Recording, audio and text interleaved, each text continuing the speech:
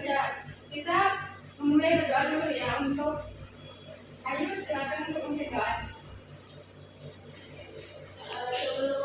Sebelum mulai pembelajaran pada pagi hari ini, alhamdulillah kita berdoa supaya saya dan masing-masing berdoa mulai.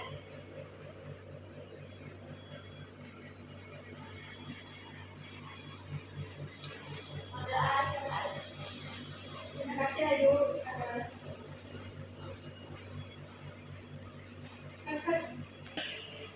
Ibu akan bacanya. Ayu hadir, Aulia hadir, Dina hadir, Pasca hadir. Baik, untuk pelajaran hari ini yaitu pengaruh kalor terhadap wujud benda dalam kehidupan sehari-hari. Jadi dalam kehidupan sehari-hari ada yang tahu nggak dan pengaruh kalor itu apa aja gitu? Bisa Ibu. Oke. Jadi Ibu akan menjelaskannya.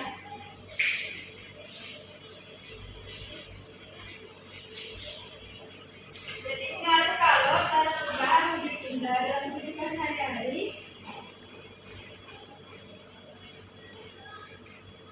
itu ada beberapa faktor yang mempengaruhi perubahan wujud benda itu. Yaitu ada 3, yaitu yang pertama itu gas, cair, sama padat.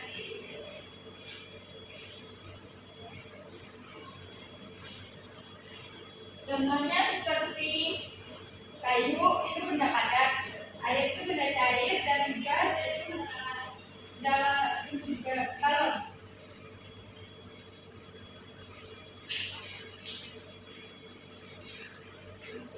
Wujud benda dapat berubah karena pengaruh kalor itu terjadi dalam 2 sebab, yaitu yang pertama menerima kalor dan melepaskan kalor. Dan ada 6 jenis perubahan wujud benda, yaitu yang pertama itu untuk yang merah ini yang menerima kalor dan yang putih yang melepaskan kalor. Jadi ini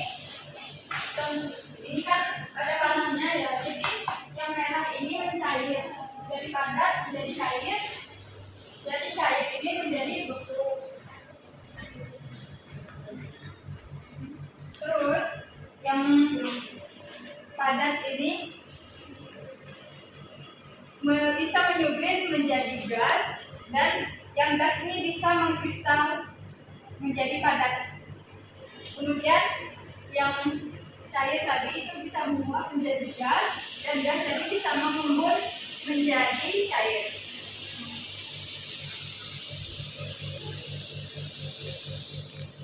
Faktor perubahan wujud benda karena melepaskan kalor itu ada 3, yaitu membeku, mengembun, dan mengkristal. Contohnya yang membeku, air yang dimasukkan ke dalam freezer. Untuk yang mengembun, contohnya munculnya bulir air di sekitar tepi gelas yang berisi air dingin. Dan yang mengkristal, contoh proses terjadinya kristal es di udara yang dingin. Dan faktor perubahan wujud benda karena menerima kalor ada 3, yaitu mencair, menguap, dan menyublim. Contoh yang mencair, besi yang dipanaskan dengan suhu tinggi. Menguap, contoh proses merebus air dan air yang di bawah sinar matahari langsung. Dan menyublim, contoh kamfer yang lama-kelamaan akan habis saat didiamkan.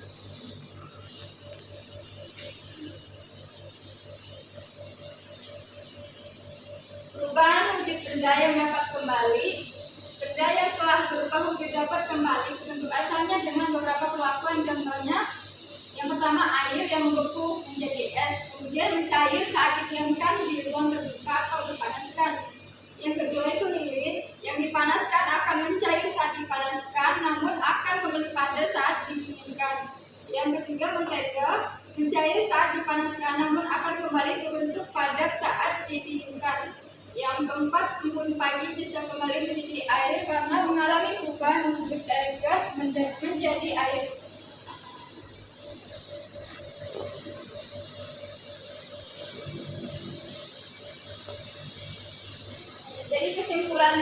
dari materi tadi itu perubahan wujud benda itu dipengaruhi dua faktor, yaitu melepas kalor dan menerima kalor.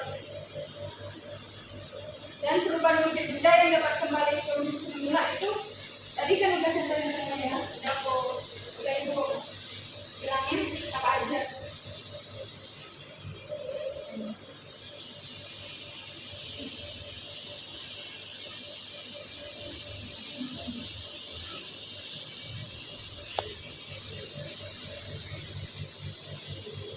Jadi ibu akan membagi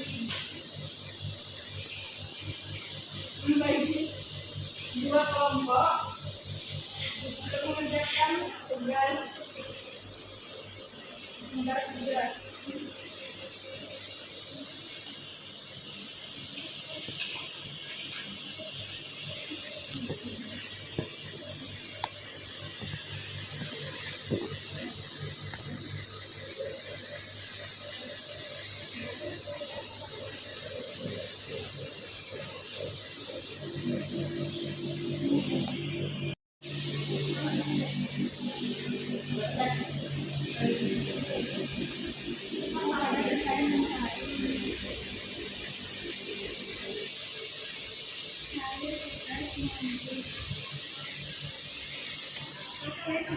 Udah Bu. Kalau sudah, boleh satu orang perwakilan untuk naik ke depan. Ayo Bu.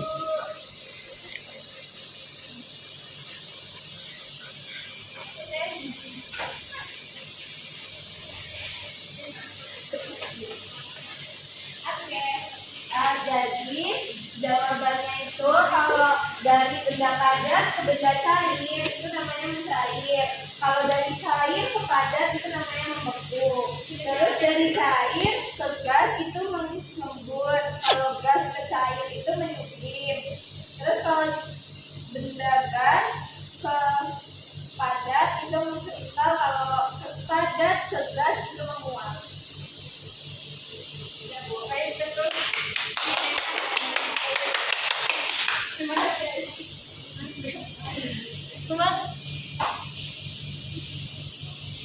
Jadi kesimpulan dari materi tadi itu pengaruh kalor dalam kehidupan sehari-hari itu ada dua, yaitu faktornya itu menerima kalor dan melepaskan kalor. Contohnya tadi kan ada 6 ya tadi kan? Apa aja tadi? Yang pertama mencair,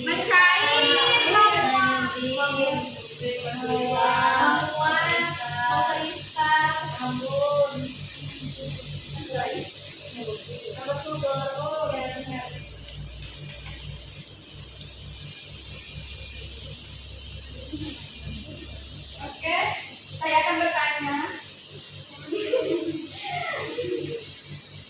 Untuk Aulia tadi dari contoh-contoh pengaruh kalor itu tadi apa aja? Contohnya dari tadi kan ada 3. Contohnya itu Bu, kayu. Kalau padat itu kayu. Nah, di situ ada kalau gas itu galon. Nah, kalau cair itu air.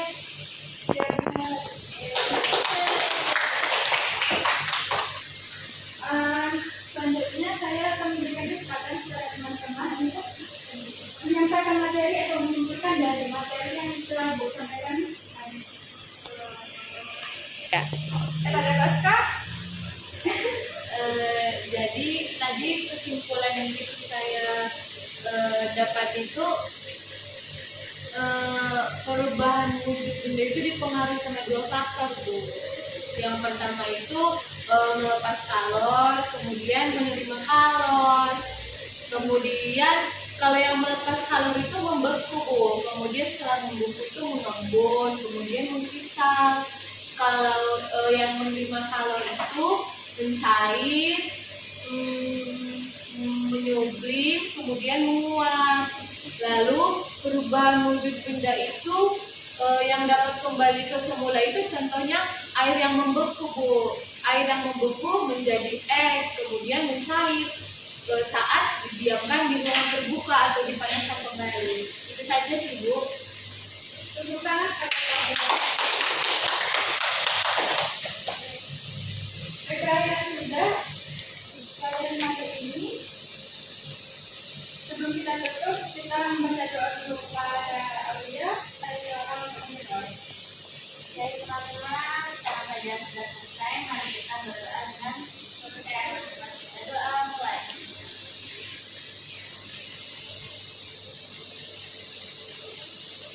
Sudah selesai.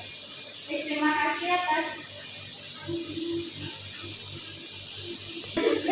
terima kasih atas pada Ulang. perhatiannya dari pelajaran kali ini. Ucapkan mohon maaf apa yang pelajaran kali ini kurang lebihnya ibu mohon maaf. Baik, wassalamualaikum